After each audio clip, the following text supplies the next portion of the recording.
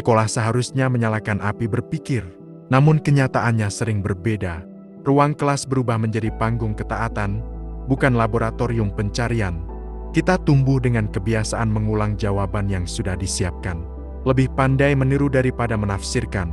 Hasilnya, banyak orang terlihat pintar di atas kertas. Tapi ketika dihadapkan pada pertanyaan yang tidak punya jawaban siap pakai, mereka bungkam. Di video kali ini, kita akan membongkar satu kebiasaan berbahaya dalam pendidikan. Budaya guru selalu benar. Bagaimana ia terbentuk, apa yang dilakukannya pada rasa ingin tahu, dan mengapa dunia modern justru membutuhkan pemikir, bukan pengikut. Kita akan berjalan lewat 5 titik penting. Dari pola dogmatis dalam kelas hingga bagaimana membalikan budaya itu agar pendidikan benar-benar menjadi proses bersama.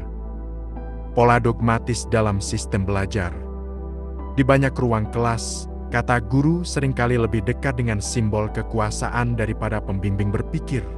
Seorang guru bisa saja berniat mendidik dengan tulus, tapi sistem yang menaunginya sering menempatkannya di atas podium kebenaran. Murid belajar untuk menerima, bukan memeriksa. Setiap pelajaran disampaikan seperti hukum yang sudah final, padahal ilmu selalu berubah. Paulo Freire, seorang filsuf pendidikan asal Brazil, pernah menyebut sistem seperti ini sebagai banking education, pendidikan yang memperlakukan murid sebagai wadah kosong untuk diisi, bukan manusia yang berpikir. Dalam pola itu, dialog tidak dianggap bagian dari belajar, melainkan gangguan terhadap keteraturan. Maka murid yang berani bertanya dianggap keras kepala, dan murid yang diam disebut beradab. Namun di balik kesopanan itu, perlahan tumbuh sesuatu yang lebih berbahaya. Pikiran yang tidak lagi merasa perlu berpikir. Karena kalau kebenaran selalu datang dari atas, untuk apa mencari sendiri? Ketika rasa takut menggantikan rasa ingin tahu. Setiap anak sebenarnya lahir dengan rasa ingin tahu yang liar. Mereka ingin tahu bagaimana langit bisa biru, kenapa orang bisa marah, kenapa waktu terasa cepat saat bahagia. Tapi di sekolah, pertanyaan sering dianggap mengganggu ritme pelajaran. Anak yang terlalu banyak bertanya dianggap cerewet, dan anak yang diam diberi label murid baik. Rasa ingin tahu yang seharusnya tumbuh alami akhirnya tergantikan oleh rasa takut. Takut salah, takut ditertawakan, takut dikoreksi. Sebuah penelitian dari Harvard pada tahun 2018 menemukan, anak usia 5 tahun bisa mengajukan lebih dari 100 pertanyaan setiap hari. Tapi angka itu terus menurun begitu mereka masuk sekolah dasar. Artinya, sistem pendidikan bukan hanya mengubah cara kita belajar, tapi juga mengubah hubungan kita dengan keingintahuan itu sendiri. Dan dari sinilah kebodohan mulai tampak canggih. Bukan karena orang tidak tahu, tapi karena mereka sudah berhenti ingin tahu. Ketaatan yang dianggap kepintaran. Di ruang kelas, murid yang paling diam dan menuruti instruksi sering dianggap pintar.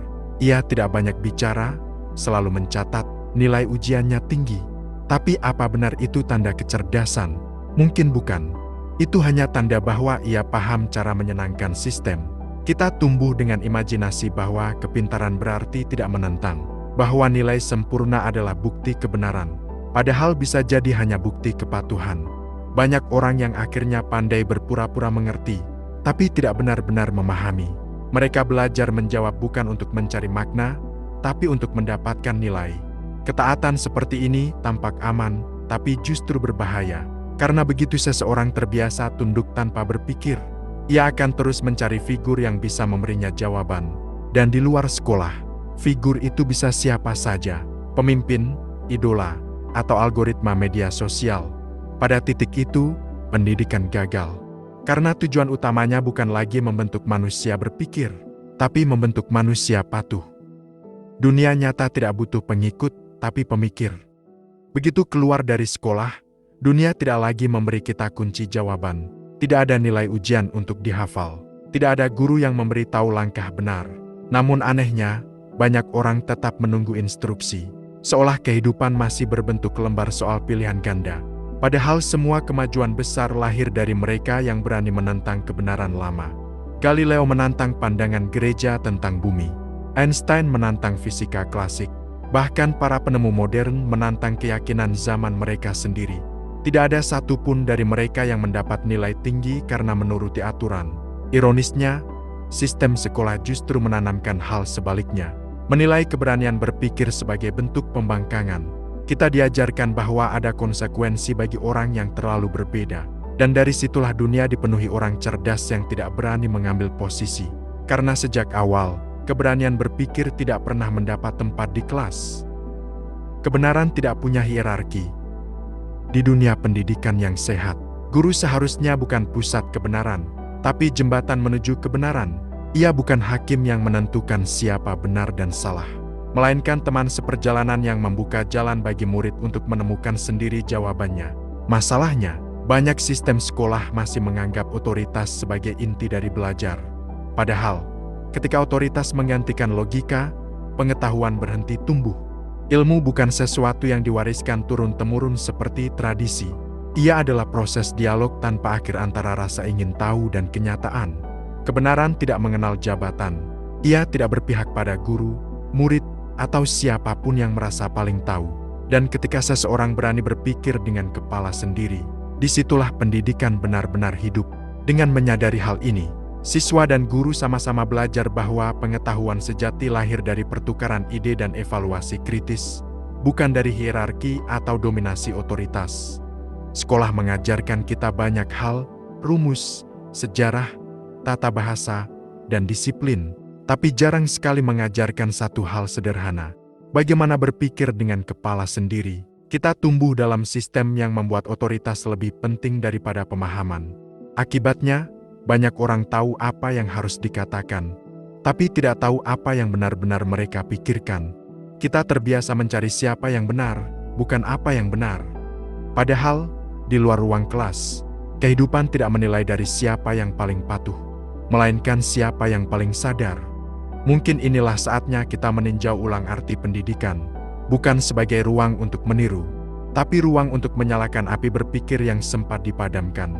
Karena pada akhirnya, guru sejati bukanlah mereka yang memberi jawaban paling benar, melainkan mereka yang membuat kita berani bertanya tanpa rasa takut. Lebih dari sekedar pengetahuan, pendidikan sejati mengajarkan kita untuk menghargai keragaman perspektif dan menumbuhkan keberanian intelektual. Dengan memahami bahwa tidak ada satupun otoritas yang mutlak, kita belajar menilai fakta, mempertanyakan asumsi, dan menemukan arah sendiri.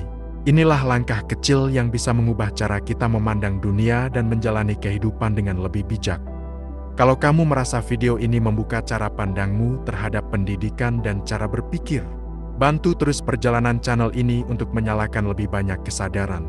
Kamu bisa dukung dengan subscribe, like, dan share video ini, supaya semakin banyak orang belajar berpikir, bukan hanya mengulang. Karena perubahan besar tidak selalu dimulai dari ruang kelas. Kadang cukup dari satu pikiran yang berani bertanya,